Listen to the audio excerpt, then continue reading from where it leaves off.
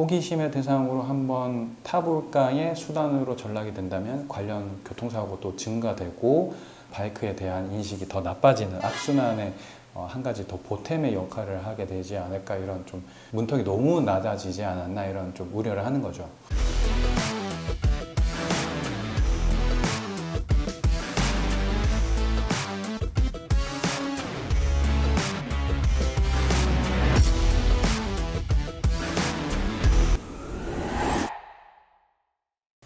What's up guys? 유석입니다. 여러분들 안녕하세요. 오늘 여러분들께 전해드릴 내용은 바로 스윙에서 새롭게 시작한 공유 스쿠터에 관한 이야기입니다. 갓 면허를 딴 사람들에게 좀 정보가 되었으면 해서 영상을 준비해 봤습니다. 이제 공유 킥보드, 자전거에 이어서 새롭게 나온 공유 서비스인데, 강남에서 스쿠터 100대로 이제 배치를 하면서 시작이 된 서비스입니다. 현재는 이제 서울에서만 이용이 가능하고 앱 그 특성상 서울 근처에 가야 이 스쿠터가 어디 있는지 이렇게 뜨는 상황으로 여기서는 확인이 안 돼서 저희가 서울로 가서 있는 걸 확인하고 대여를 해서 한번 타봤던 서비스입니다. 자, 그래서 지금 현재 가격은 원래 처음에 출시했을 때는 이벤트 요금으로 시작해서 킥보드랑 동일한 요금으로 잔금해제 1,200원, 이제 가격이 좀 다시 조정이 돼서 저희가 이제 가서 사용을 했던 게 주간이었고 350원 기준이었는데, 그때 사용했던 게 48분 30초 사용했고 7km 정도 이용했는데 18,650원이 나왔습니다. 그 다음에 이제 이용하는 데 있어서는 면허가 필수입니다. 킥보드도 마찬가지겠지만 회사에 따라서 면허 인증을 안 하고도 킥보드를 빌릴 수 있는 회사가 존재하고 그런 게 존재했는데, 이번에 이제 스윙에서 전동 스쿠터 같은 경우에는 면허를 꼭 인증이 되어야만 이용을 할 수 있도록 했다고 합니다. 그러니까 내 명의로 인증된 기기와 그 다음 내 명의로 된 면허증이 일치해야만 등록이 가능하고 이용이 가능하다고 하는데, 만약에 정말 악용을 한다면, 부모님 면허증을 가지고 입력을 한다면 1회 정도는 어렵지 않게 사용을 할 수 있을 거라는 점이 조금 우려되는 부분입니다. 이제 악용을 할 수가 있는 방법이 존재한다. 일단 1회 사용을 하면은 본인이 사용하신 게 맞냐 확인 전화가 오는데, 그 확인 전화가 인증에서부터 이루어진다면 조금 더 확실한 절차가 되지 않을까, 이런 생각을 한번 해봅니다. 그리고 일단 이 바이크는 1인 탑승을 권장한다고 합니다. 2인 탑승이 가능하다는 것처럼 얘기가 되죠. 실제로도 뒤에 2인이 탑승이 가능한 구조로 되어 있고요, 스쿠터가. 하지만 2인은 보험 면책 사항에 해당이 됩니다. 그래서 2인이 타다가 사고가 나면은 보험을 받지 못해요. 그러니까 이용에는 문제가 없지만 보험을 전혀 받지 못합니다. 스윙에서 발표한 이제 보상 내용인데, 바이크 일반적인 보험에서 책임보험에 해당하는 금액과 비슷합니다. 상세하게 발표가 안 되어 있다 보니까 그냥 유추만 해볼 뿐인데, 저희 이제 생각입니다.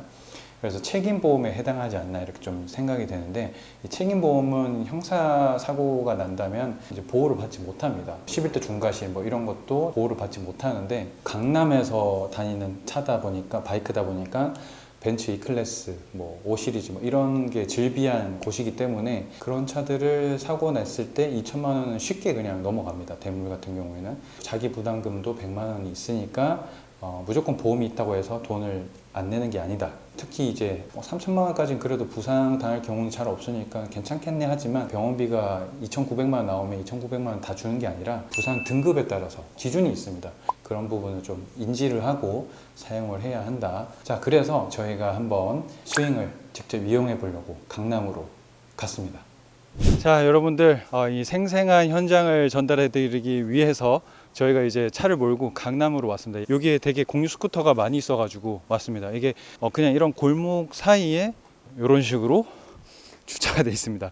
거의 뭐 그냥 분리수거 쓰레기와 섞여 있는 그런 상태인데, 이렇게 먼지가 되게 많아요. 지금 공유 스쿠터 시작한 지 몇 달 안 됐는데도 상태가 벌써 이렇다는 거, 이거를 직접 지금 결제를 해서 한번 진행을 해볼 텐데, 문제점이라고 좀 생각되는 부분들이 여러 가지가 있어요. 누구나 이거를 접근해서 사용할 수 있다는 점이 첫 번째이고요.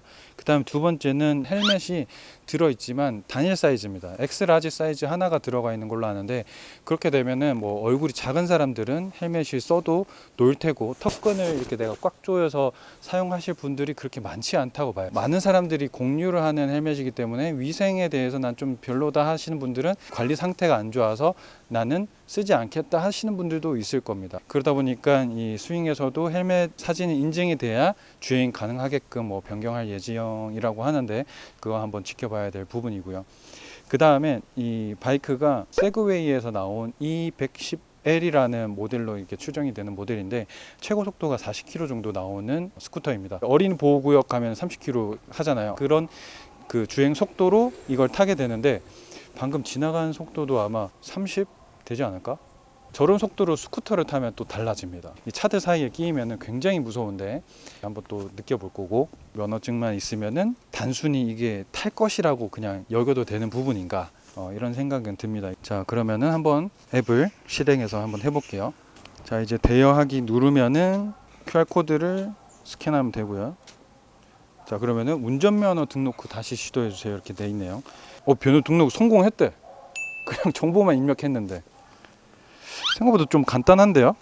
자, 그럼 시작하기 떠서 교통법규를 준수해 주세요. 수칙을 알려주고 시작합니다. 그러면은 뭔 소리지 이거? 릴레이가 엄청 켜졌다 꺼졌다 엄청 난리를 치는데. 열립니다.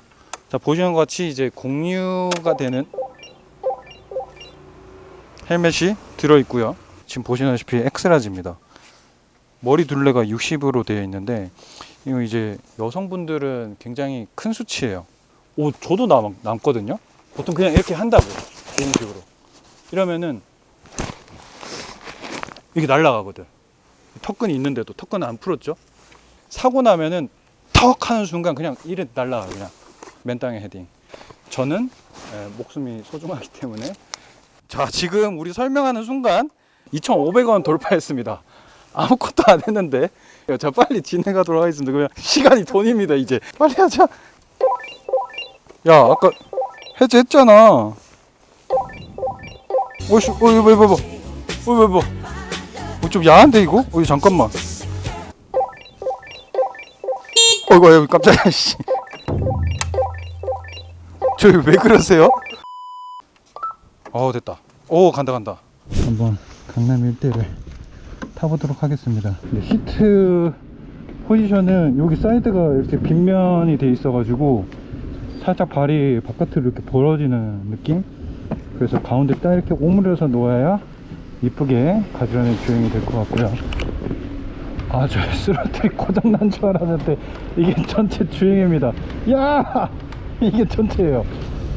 자, 여러분들 풀가속을 보여드릴게요. 쫓아서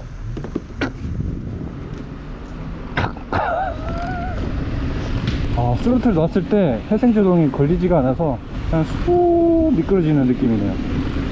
100km 정도 갈 수 있는 배터리로 이제 2팩이 들어가 있다고 하고요. 깜빡이 소리 굉장히 유니크합니다. 모드를 바꿀 수 있는 것 같은데, 모드 3. 3 좀 빠르다. 3 좀 빠르다. 모드 1이 굉장히 느렸네. 3는 도심에서 좀 탈만한 정도의 40km라고 하는데 45km 정도 나오고 있고요. 차가 생각보다 빠른 와중에 내가 40km 달리면 요거는 좀 위험할 수 있습니다. 오히려 느린 속도가 위험할 수 있는 부분이 바로 그런 부분이에요.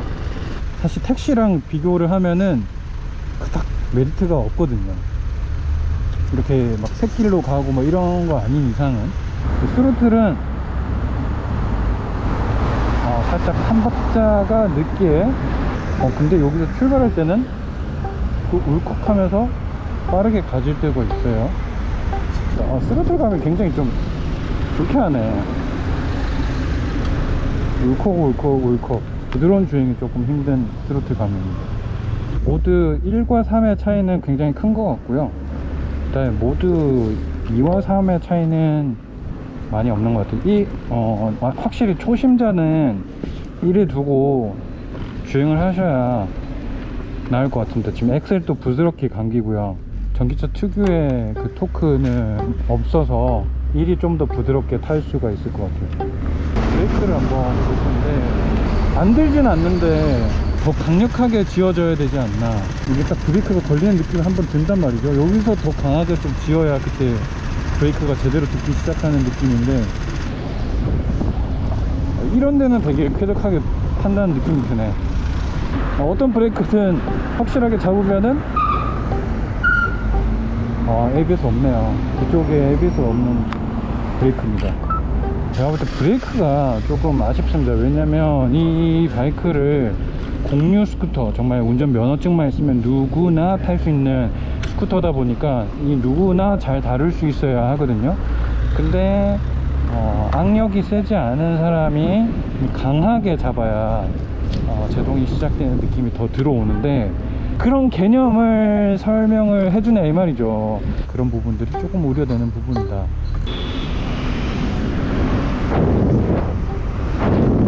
무서워. 이봐, 나보다 다 빠르니까 출발할 때가 졸라 무서워. 난 지금 최선의 노력을 해서 가고 있는데, 와 시동 꼭 이렇게 스파트 들어온단 말이지.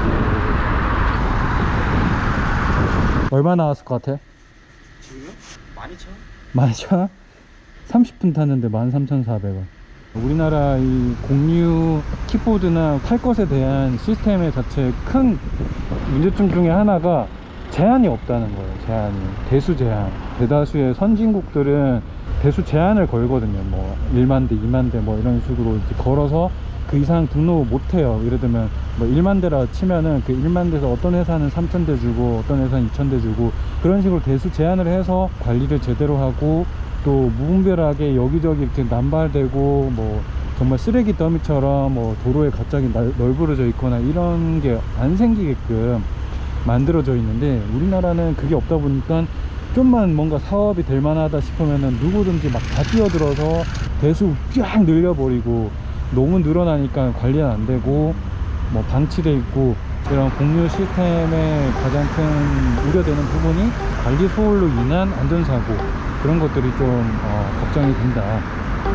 자, 이렇게 저희가 강남에 직접 가서 한 바퀴 쓱 타보고 왔는데, 사실 저희 PD도 한번 태우려고 했거든요. 근데 PD가 안 탄다고 했어요. 이제 아니, 거기서 너가 타고 거기는 차도 많고 사람도 많아서 전 안 타는 게 나을 것 같은데. 무서운데?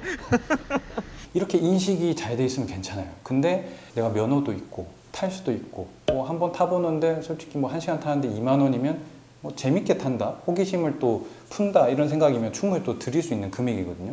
그런 식으로 접근을 해서 만약에 사용하면은 배보다 배꼽이 더 큰 사고로 이어질 수도 있고, 바이크에 미숙한 사람들이 내가 가지고 있는 조건으로 할 수 있다 보니까 그냥 쉽게 넘어가는 그런 경우도 있는데, 그 문턱을 너무 낮췄을 때 생길 수 있는, 야기시킬 수 있는 뭐 사고라든지 안전사고, 뭐 인재, 이런 것들을 막을 수 있는 부분도 같이 고려돼야 된다는 생각이 드는데, 문턱이 너무 낮아지지 않았나, 이런 좀 우려를 하는 거죠.